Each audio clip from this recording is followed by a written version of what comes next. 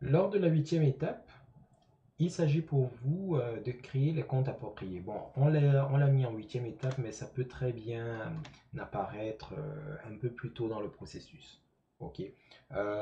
C'est juste que il se peut qu'après avoir voulu préparer le contenu, vous vous rendiez compte que finalement, il y a bien trop de boulot dans cette histoire. Surtout si vous envisagez créer une boutique avec 1000 produits, préparer les descriptions, les noms et actualiser de 1000 produits, c'est pas mal de boulot. Donc peut-être vous allez voir, ça vous dit, bon, vous savez quoi, Soka, dropshipping et moi, non, non, non, ça marche pas. Et puis vous n'aurez pas besoin de créer des comptes. C'est pour ça qu'on met ça en huitième position. Bon, bref, on revient. Euh, Vous aurez besoin de certains comptes pour finaliser tout le système. Et parmi ces comptes-là, il y a les comptes associés au paiement en ligne. Alors, dépendamment de la stratégie que vous allez utiliser, est-ce que vous avez du SSL ou pas? Est-ce que vous voulez que les gens se connectent et payent leur carte de crédit directement sur votre site web ou ça ne vous dérange pas qu'ils aillent sur PayPal? En fonction de tout ça, vous allez déterminer quel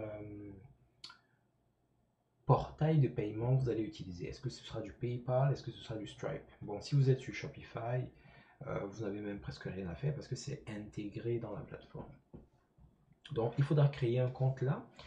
Petite mention pour PayPal, si vous avez, certaines personnes ont déjà des comptes PayPal, mais en général, ce sont des comptes PayPal personnels. Le compte PayPal personnel vous permet, vous, d'acheter des choses sur Internet. Mais si vous voulez recevoir de l'argent d'Internet, c'est-à-dire que les gens payent avec leur carte de crédit un produit sur votre site web et l'argent entre dans votre compte, alors il faudrait que vous ayez le compte PayPal Business. Et le compte PayPal Business, il est gratuit. Et si vous avez déjà un compte personnel, vous pouvez migrer vers le compte business, mais ce sera importantissime de l'avoir avant de continuer, sinon vous ne pourrez pas accepter les paiements sur votre système. Autre compte, il vous faudra un compte chez Easy. Easy, c'est comment est-ce qu'on peut appeler ça? C'est la solution que nous vous recommandons tout simplement parce que Ali Dropship est très bon. Il y a encore plein d'autres plugins que vous pouvez utiliser avec WordPress et WooCommerce qui sont très bons, mais ce sont des solutions qui s'adressent à des gens qui ont un certain budget. Alors, certains, vous pouvez payer juste une fois et puis c'est fini. Mais le problème, c'est que parfois, même cet argent, ces 100 dollars qu'il faut payer juste une fois avant de finir, certaines personnes ne l'ont pas. Moi, Soka Wakata, je ne pense pas que parce que vous n'avez pas cet argent-là, vous ne devez pas vous lancer dans les affaires. Je pense que en 2019, les outils, les technologies existent pour qu'on soit capable de se lancer dans les affaires, même en n'ayant pas ces sommes-là. Et ce serait dommage de vous priver de ces expériences-là. Alors, si vous avez cet argent, ne vous gênez surtout pas. Utilisez des plugins qui vont davantage faciliter votre tâche ou même d'autres plateformes comme Shopify éventuellement. Mais si vous n'êtes pas dans ces catégories-là, il existe une avenue pour vous. Et l'une d'entre elles, c'est par exemple Isuzu.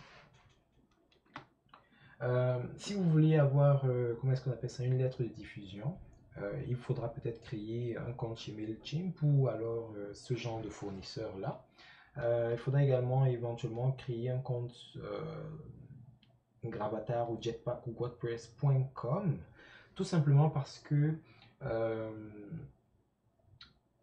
si vous voulez appliquer des taxes à vos différents produits et vous ne voulez pas que ce soit très compliqué, dépendamment de là où vous vivez, ça peut parfois être très compliqué. Parfois, il y a des taxes sur les taxes, il y a tout genre de système de taxes un peu complexe. Ça peut être un peu compliqué à mettre en place. Euh, Sur WordPress, il existe un outil appelé Jetpack qui lui-même vient avec un autre outil qui s'appelle Taxe automatisée. Et cet outil-là, qu'est-ce qu'il fait? C'est que, dépendamment de là où vous vivez, vous, la personne qui vendez le produit, et de là où vivent ceux qui achètent le produit, il est capable d'appliquer les bonnes formules de taxes de manière complètement transparente. Alors, ça peut vous sauver pas mal de stress et vous rajouter de la zénitude. Le problème, c'est que pour pouvoir utiliser ça, il faut activer Jetpack. Et pour activer Jetpack, il faut avoir un compte sur WordPress.com. Ok?